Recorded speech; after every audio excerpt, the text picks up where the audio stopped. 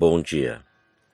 Que a graça e a paz do Senhor Jesus Cristo seja em sua vida, no seu lar, em seus negócios. Quero agradecer a Deus por permitir entregarmos nossas primícias a Ele e juntos desfrutarmos de mais um dia dessa palavra que se encontra no Evangelho segundo Mateus, capítulo 11, versículos 28 a 30, que diz: Vinde a mim, todos os que estáis cansados e sobrecarregados, e eu vos aliviarei.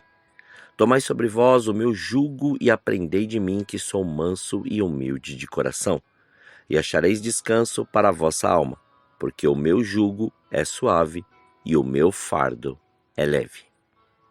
Esta é uma das mais belas promessas de Jesus que a Igreja do Senhor tem proclamado aos necessitados. Oramos por cura e libertação, porque é a vontade de Deus socorrer o homem. Ministramos em outras áreas de necessidade, porque está claro que Deus quer intervir assim na vida do homem. Quando o Evangelho chega a alguém, deve trazer juntamente com a pregação do reino de Deus a demonstração do amor e do socorro de Deus aos homens, agindo em outras áreas de necessidade. O apóstolo Paulo classificou a importância dos sinais como demonstração do Espírito e poder, para que a fé das pessoas não se apoiasse em palavras persuasivas de sabedoria humana.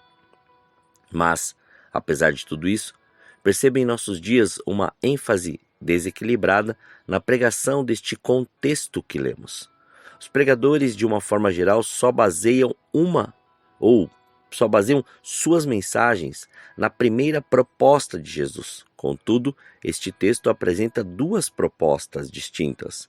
Vinde a mim, todos vós que estáis cansados e sobrecarregados, e eu vos aliviarei. E o segundo é: tomai sobre vós o meu jugo e encontrareis descanso para as vossas almas. Mais do que o alívio prometido para aqueles que vão a Jesus, há uma dimensão de descanso para aqueles que tomam o seu jugo.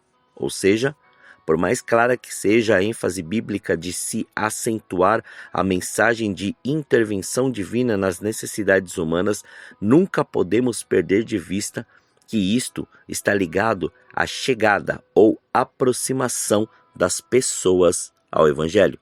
Depois, temos uma mensagem de compromisso, simbolizada na troca de jugos que Jesus propôs.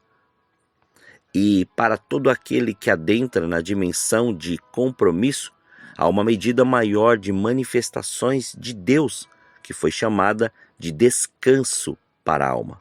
Ao dizer: vinde a mim todos os que estão cansados e oprimidos, Cristo demonstrou a necessidade de levarmos as pessoas a Ele com uma proposta de solução dos problemas. Portanto, é bíblico enfatizar os milagres e intervenções de Deus ao pregarmos a Cristo. Infelizmente, há muitas igrejas que parecem querer fazer com que as pessoas acreditem que o alívio é proporcionado por elas. Dizem: venha para a nossa igreja tal e você será mudado, abençoado, curado, etc. Mas o verdadeiro alívio só ocorrerá quando a pessoa for a Cristo, independente de onde o encontre. É claro que há igrejas que atraem as pessoas para si para depois levá-las a Jesus. Mas o que não podemos perder de vista é que não há proposta evangelística sem alívio. O Senhor Jesus prometeu isto e se incumbirá de fazer com que seja assim. Não é errado enfatizar isto, mas o que frequentemente fazemos de erro ou de errado é omitir o restante da proposta de Jesus.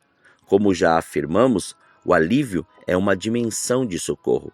É o toque inicial de Jesus na vida de alguém.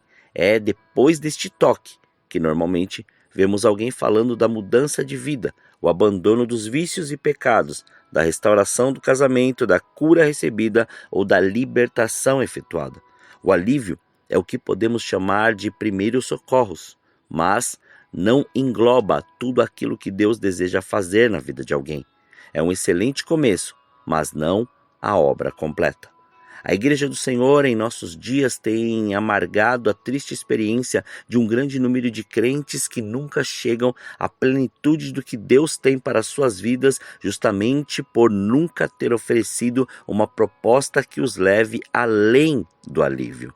O alívio se experimenta quando a pessoa vai a Cristo, mas o descanso, aquela dimensão mais profunda do que Deus tem, só se recebe quando a pessoa decide tomar sobre si o jugo proposto por Jesus. Portanto, a única forma de ir além do alívio é aceitando o jugo de Jesus. É fazendo a troca.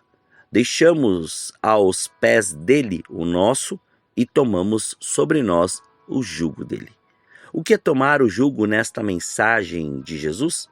Como ilustração natural de um paralelo espiritual, o jugo fala de união, unidade. O jugo era uma peça de madeira usada pelos agricultores da época para unir dois animais que puxavam o arado. Com um boi puxando o arado, o trabalho tinha um ritmo mais lento, mas com dois agilizava. Alguns usavam várias juntas de bois, como é o caso de Eliseu, antes de seu chamado ao ministério. O jugo obrigava os animais a caminharem juntos na hora do trabalho. Era uma forma de prender um ao outro e forçá-los a andarem juntos no mesmo compasso, ritmo e direção. As Escrituras usam a expressão jugo para falar de união, unidade, vínculo e sociedade, como vemos descrito na segunda carta aos Coríntios, capítulo 6, versículo 14 a 16, que diz: Não vos ponhais em jugo desigual com os incrédulos, porquanto que sociedade pode haver entre a justiça e a iniquidade? Ou que comunhão da luz com as trevas?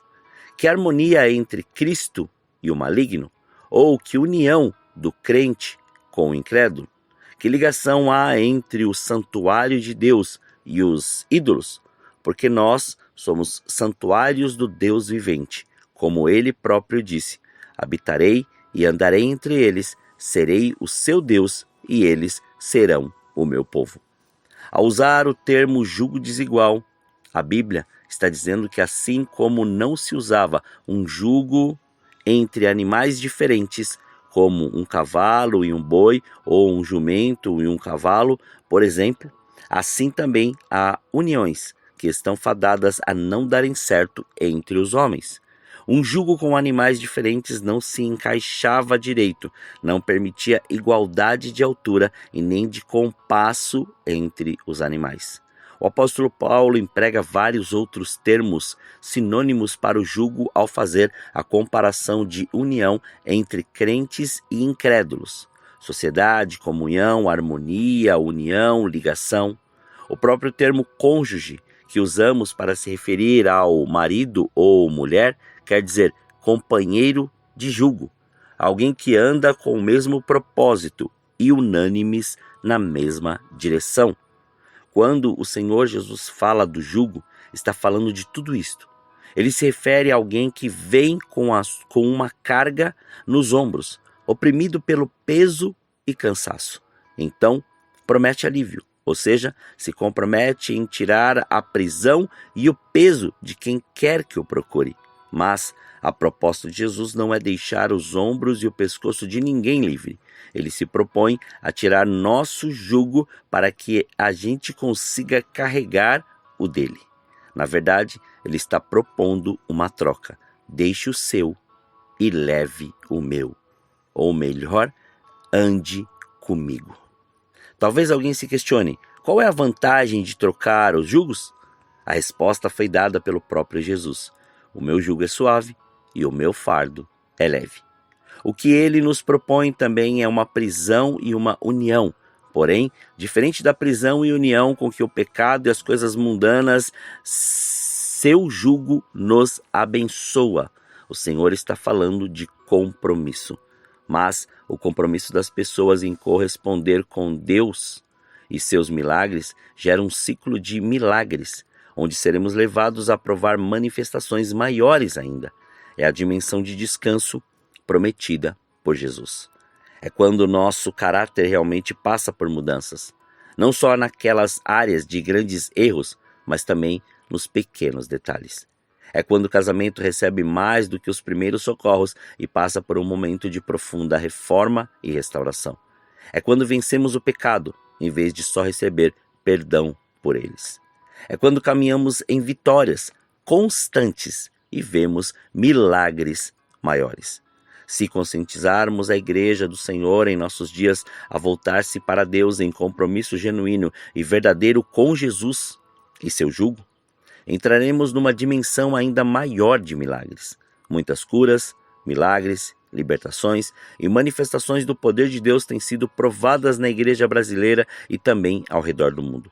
Mas não podemos parar por aqui, senão, além de desperdiçarmos o mover de Deus, ainda impediremos os milagres extraordinários de terem seu lugar em nosso meio. O compromisso nunca é totalmente agradável, sempre terá um caráter de jugo, porém, diferente de qualquer outro, pode ser chamado de leve e suave. Vale a pena se comprometer com Deus. A recompensa para quem permanece firme e compromissado com Cristo é muito maior do que a recompensa que aquele que vai a Ele pela primeira vez chega a desfrutar. Deus não é injusto. O descanso para aquele que se firma é uma dimensão muito mais rica e profunda do que o alívio que recebem os que estão chegando a Cristo agora. Que isto seja estímulo e combustível à medida que você se consagra, se compromete mais e mais com o Senhor Jesus. Então receba tudo que Ele tem para a sua vida hoje. Oremos. Pai, nós te louvamos e te agradecemos. Graças te damos pelo seu amor. Obrigado, Pai, por este fôlego de vida. Obrigado por nos despertar e nos levar na dimensão deste sobrenatural. Obrigado por mais uma vez revelar a sua palavra e nos dar a direção daquilo que necessitamos. Pois, Pai, sabemos que através da sua palavra, Senhor, da sua palavra, o seu jugo é suave e o seu fardo é leve, e que possamos ter esta compreensão e viver nesta dimensão deste sobrenatural, a ponto de nos prostrarmos cada vez mais e recebermos tudo que o Senhor tem proposto para nós em mais esse dia. E também nos esvaziarmos, nos prostrarmos e cada vez mais nos entregarmos a tudo o que o Senhor tem preparado para nós. Que venha o seu reino, que manifeste o seu querer, manifeste a sua graça, manifeste a sua glória e que se cumpra, Pai, a sua vontade em nós. Livra-nos do mal, livra-nos da tentação, não deixe faltar o pão na mesa deste teu filho, antes revele cada vez mais o seu senhorio, o seu querer, a sua graça e a sua glória em mais este dia, em nome de Jesus. Consagramos, Pai, este dia, consagramos nossas vidas, nossos sentidos, nossas palavras e todo o nosso ser, para que tudo o que fizermos seja para a glória do seu nome. Muito obrigado. Assim oramos, agradecidos em nome de Jesus. Amém.